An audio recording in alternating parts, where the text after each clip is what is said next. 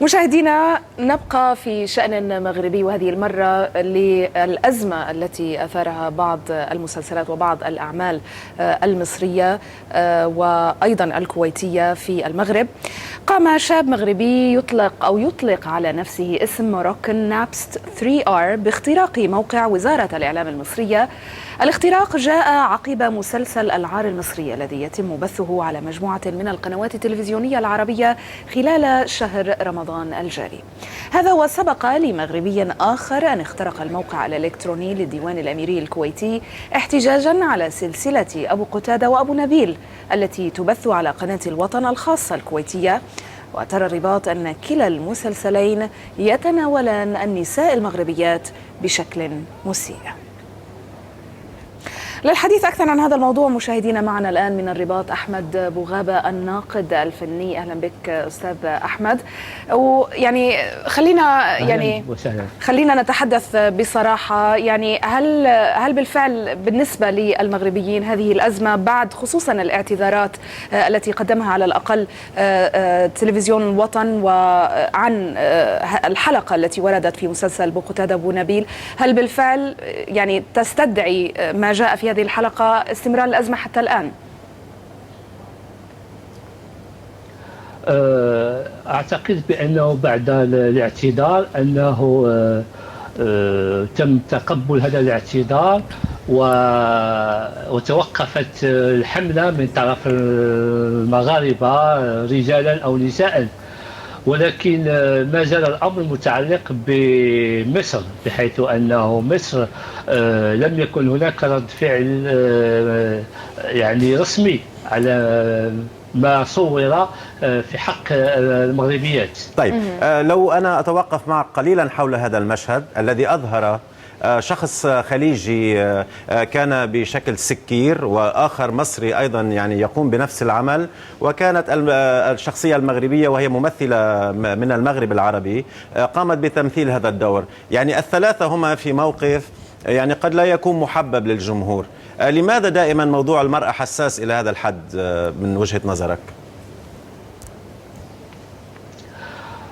لأن المرأة تشكل الأخت والابنة والأم والخالة إلى آخره. نعم. وبالتالي لماذا أنه يتم التركيز كذلك فقط على المرأة في إهانة المرأة؟ وبشكل عام أنه صورة المرأة في الإعلام العربي بشكل عام هي صورة مسيئة جدا، سواء في المسلسلات أو في الإشهار أو في شتى المجالات، بحيث دائما ينظر إليها نظرة دنيوية، وبأنه حالة أو بضاعة يمكن أن تبيع العمل كيفما كان. عم تتكلم أستاذ أحمد عن المرأة بشكل عام ولا بتحكي عن المرأة المغربية؟ وفي النهاية يعني دور الفتاة في العار، الفتاة المغربية قامت فيه يعني ممثلة مغربية.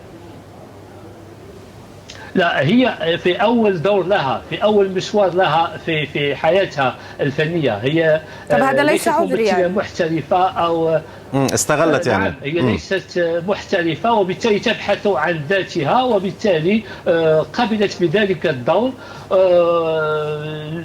ربما لإيجاد مكان لها في مصر، وخاصة أن مصر مغرية كقطر ينتج الفن للشهرة. إلا أن هذه الممثلة التي بدأت هذا المشوار بهذه الصورة، نعم. أعتقد بأنه كنا احنا مثلا في المغرب خاصة دائما منذ سنوات نواجه الغرب، كنا نعم. دائما نواجه الغرب مواجهة عنيفة جدا بالنقد، بحيث أنه كان ينظر إلى الإنسان العربي بشكل عام نظرة دنيوية. فإذا بنا نجد أنفسنا أمام تحدي آخر، وهو إخواننا والأشقائنا العرب، أنه هم الآن الذي أصبحنا نواجههم، نعم. لأنهم يشوهون صورتنا. طيب، من وجهة نظرك أيضا كناقد فني حضرتك بإيجاز لو سمحت، دائما الأعمال الدرامية يعني ما تتناول شخصيات، حتى الأعمال الهوليودية كما ذكرت أنت أنه تنظر إلى العربي وعرب يقومون بأدوار مسيئة للعرب، إنما إلى ماذا ترد عملية؟ هل هو قلة معرفة من كتاب النصوص أو قلة يعني معرفة بهذه الحساسية، أم هو فعلا عمل فني يتناول حقيقة معينة ويريد أن يبرزها من خلال الأعمال الفنية؟ أنا أدافع عن الفن، وأدافع عن أن الفن أن يرتقي بالشعوب وبثقافة الشعوب.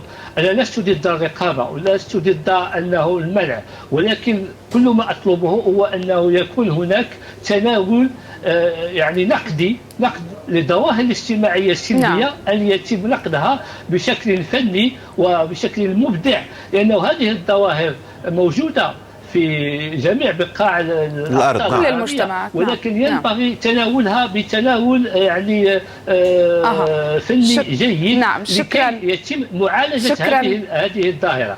اسمح لي لأنه الوقت أدركنا. شكرا جزيلا لك. شكرا لك أحمد بوغابة الناقد الفني من المغرب.